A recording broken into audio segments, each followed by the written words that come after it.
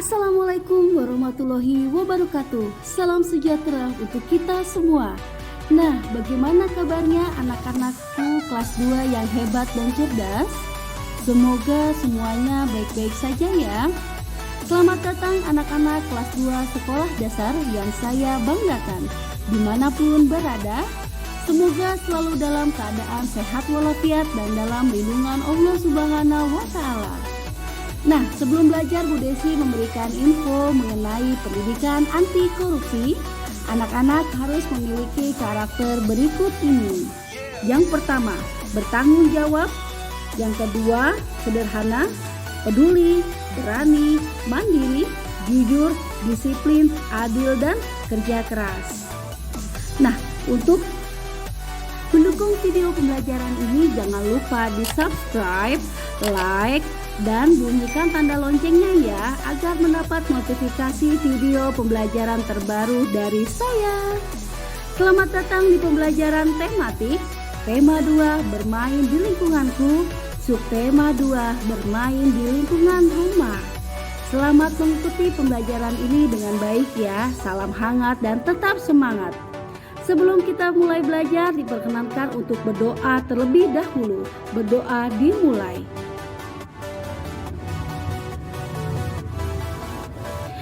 Nah, berdoa selesai. Pembelajaran tematik tema 2, subtema 4, kelas 2 sekolah dasar. Anak-anak, sebelum kita belajar, kita sebaiknya ice breaking terlebih dahulu ya. Yuk kita coba.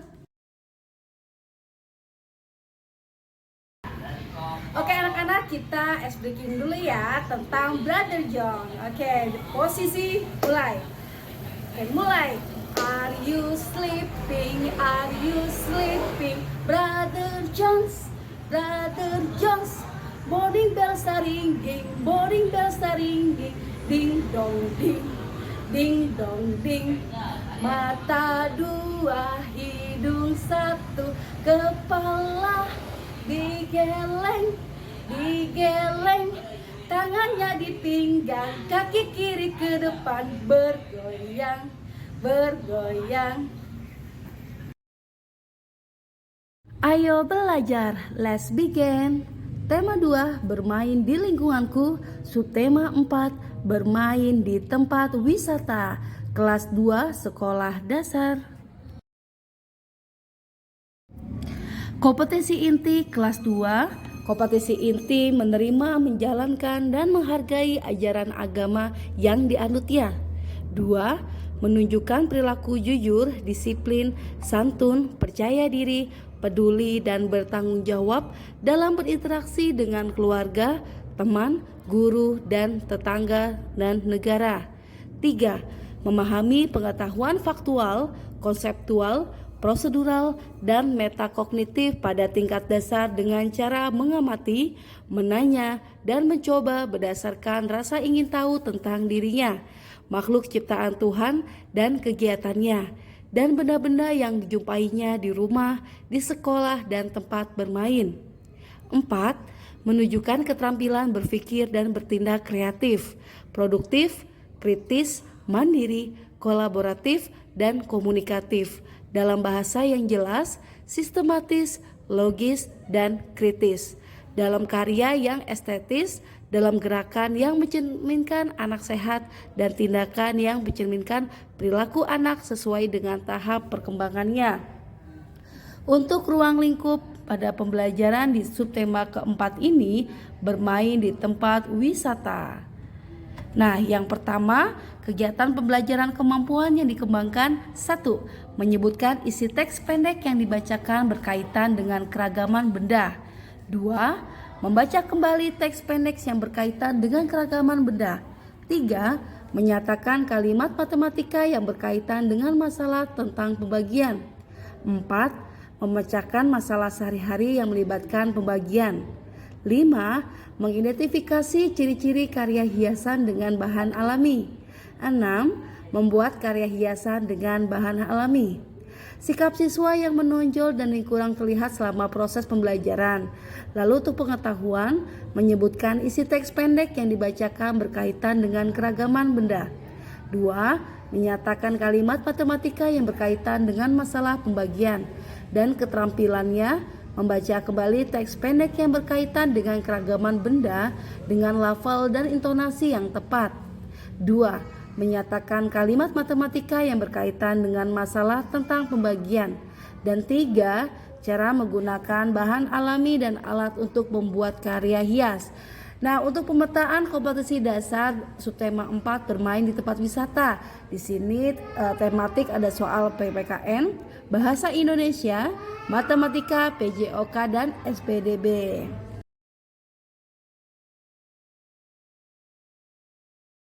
Pembelajaran ke-6 halaman 219, ayo membaca. Kunjungan terakhir menuju kebun binatang. Benny bersama teman sekelasnya membeli tiket. Ia ikut antrian yang panjang. Benny ingin menunggangi gajah. Nah anak-anak, ayo bacalah teks bacaan berikut dengan lafal dan intonasi yang tepat. Judulnya, Menunggangi Gajah. Di kebun binatang Ragunan, Benny ingin menunggangi gajah. Ia bersama guru dan teman lainnya membayar sewa naik gajah. Mereka dipandu oleh pemandu di kebun binatang, khususnya yang bertugas mengurus gajah.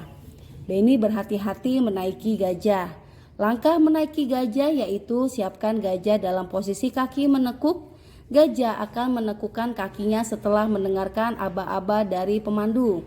Pemandu pertama kali menaiki gajah, penumpangnya akan dibantu menaiki gajah oleh pemandu lainnya. Setelah kaki gajah ditekuk, penumpang langsung menaikinya. Gajah akan berdiri setelah diberi aba-aba oleh pemandu. Caranya dengan menepuk kaki pemandu itu sendiri ke badan gajah. Gajah mengangkat kakinya tanpa merundukkan badan. Setelah berdiri, pemandu kembali menepuk kakinya dan gajah mulai berjalan. Saat berjalan akan terasa sedikit oleng, tetapi lama-kelamaan akan terbiasa.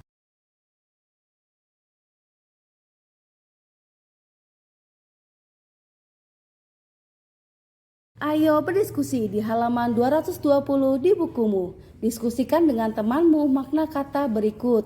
Jawabannya: 1. Menunggangi, menaiki sebuah benda. 2. Sewa, pemakaian sesuatu dengan membayar uang.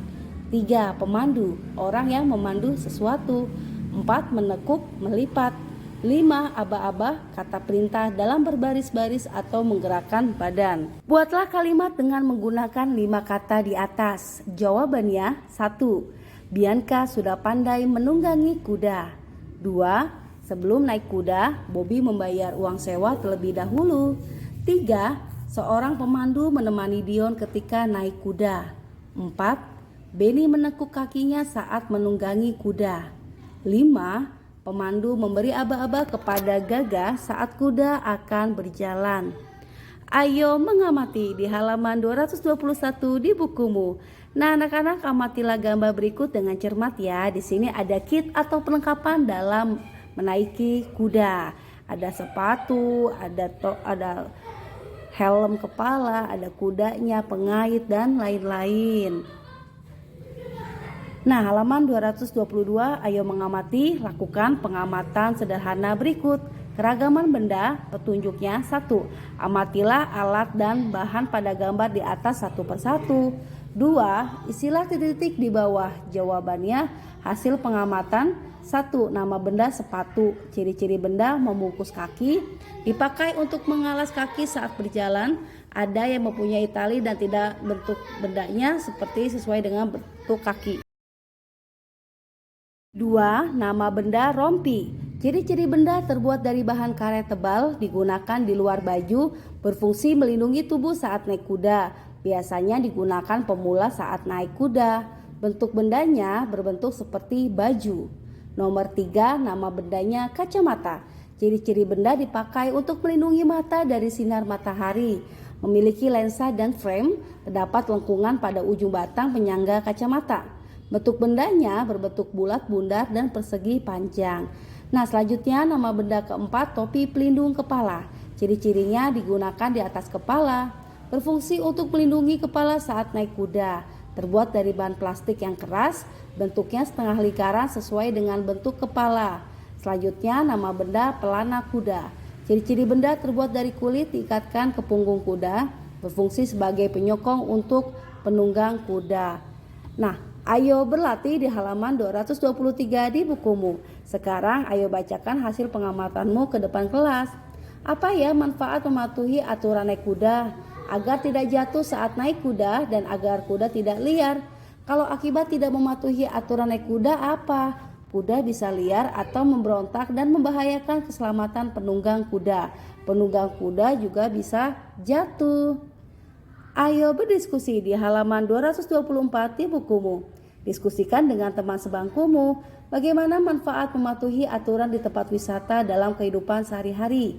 Jawabannya, untuk keselamatan diri di tempat wisata, menjaga keindahan lingkungan di tempat wisata, dan menjaga kebersihan di tempat wisata. Bagaimana akibat perilaku yang tidak sesuai dengan aturan di tempat wisata? Jawabannya, mengancam keselamatan di tempat wisata, merusak tanaman, lingkungan menjadi kotor. Nomor 3, bagaimana manfaat mematuhi aturan di rumah dalam kehidupan sehari-hari? Jawabannya, supaya hidup menjadi teratur, membentuk sikap disiplin, meringankan pekerjaan orang tua. Nomor 4, bagaimana akibatnya jika tidak sesuai dengan aturan di rumah? Jawabannya, rumah berantakan, hidup tidak teratur, mendapat sanksi dari orang tua. Ayo mencoba di halaman 225 di bukumu. Coba lakukan kegiatan antrian membeli tiket masuk kebun binatang bersama teman di kelasmu. Lakukan dengan tertib ya. Nah, ini ada percakapan antara Benny soal matematika. Benny, coba lihat di kebun binatang ada berbagai jenis hewan. Banyaknya kijang di kebun binatang 48 ekor. Kandang kijang ada 4. Jadi setiap kandang berisi kijang yang sama banyak. Berapa banyak kijang di setiap kandang? Dan Benny menjawab, banyak kijang di setiap kandang dapat diketahui dengan membagi bilangan 48 dengan bilangan 4, yaitu 48 dibagi 4 sama dengan 12. Jadi dapat diketahui bahwa banyak kijang di setiap kandang adalah 12 ekor. Ayo berlatih di halaman 226 di bukumu. Perhatikan soal berikut, kerjakan dengan cermat. Berikut adalah data banyak hewan yang akan ditempatkan di kandang yang berbeda. Bantulah petugas kebun binatang untuk menghitung banyak hewan untuk beberapa kandang berikut.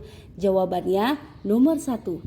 16 dibagi 8 sama dengan 2. 2 dibagi 2 sama dengan 1. Nomor 2, 45 dibagi 3 sama dengan 15. 15 dibagi 5 sama dengan 3. Nomor 3, 13 dibagi 11 sama dengan 3. 3 dibagi 3 sama dengan 1. Nomor 4, 42 dibagi 3 sama dengan 14. 14 dibagi 7 sama dengan 2. Nomor 5, 54 dibagi 3 sama dengan 18 dan dibagi 6 sama dengan 3. Nomor 6, 56 dibagi 4 sama dengan 14. 14 dibagi 7 sama dengan 2. Nomor 7, 40 dibagi 4 sama dengan 10 dan dibagi 5 sama dengan 2. Nomor 8, 72 dibagi 9 sama dengan 8, dibagi 4 sama dengan 2. Nomor 9, 84 dibagi 7 sama dengan 12, dibagi 4 sama dengan 3. Nomor 10, 90 dibagi 5 sama dengan 18, dibagi 6 sama dengan 3. Pembelajaran telah selesai, kegiatan bersama orang tua. Orang tua membimbing siswa dalam menjelaskan manfaat mematuhi aturan di tempat wisata. Nah, anak-anak, disclaimer artikel ini hanya ditujukan kepada orang tua untuk memandu proses belajar anak. Sumber buku Guru STMI kelas 2 tema 2 Bermain di Lingkunganku, buku tematik terpadu kurikulum 2013 edisi revisi 2017, Jakarta, Kementerian Pendidikan dan Kebudayaan. Nah, anak-anak, sebelum kita menutup pembelajaran ini sebaiknya kita melakukan ice breaking atau refleksi diri terlebih dahulu ya. Yuk ikut Bu Desi. Oke anak-anak, kita sebelumnya melakukan ice breaking terlebih dahulu ya. Oke, ikuti Bu Desi. Ini namanya jari apa? Ini namanya jari telunjuk. Apa kata jari telunjuk? Sayang kalau belajar jangan ngantuk. Ini namanya jari jempol, ini namanya jari jempol. Apa kata jari jempol? Sayang kalau belajar jangan ngobrol. Ini namanya jari tengah, ini namanya jari tengah. Apa kata jari tengah? Sayang kalau belajar jangan lengah. Ini namanya jari manis, ini namanya jari manis. Apa kata jari manis? Sayang kalau belajar jangan nangis.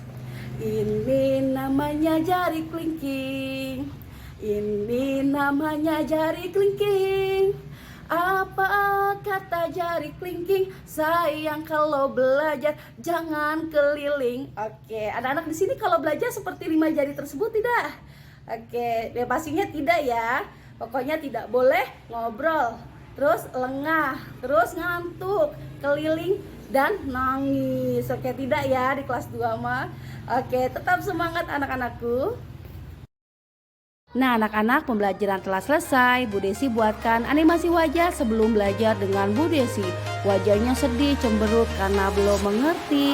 Dan ini animasi wajah setelah belajar dengan Bu Desi. Wajahnya ceria karena sudah mengerti dan memahaminya. Terima kasih anak-anakku. Sampai jumpa. Jangan lupa ya, dukung terus channel YouTube-nya Desi Sisi dengan Ibu Guru Desi Dwi Sugianti SBD, Guru SDN Kayu Ringin Jaya 7, Kota Bekasi. Thanks for watching my video. Billahi taufiq wal hidayah. Wassalamualaikum warahmatullahi wabarakatuh. Jangan pernah berhenti belajar dan terus berkarya, tetap semangat. Saksikan video pembelajaran selanjutnya ya. See you next time. Bye.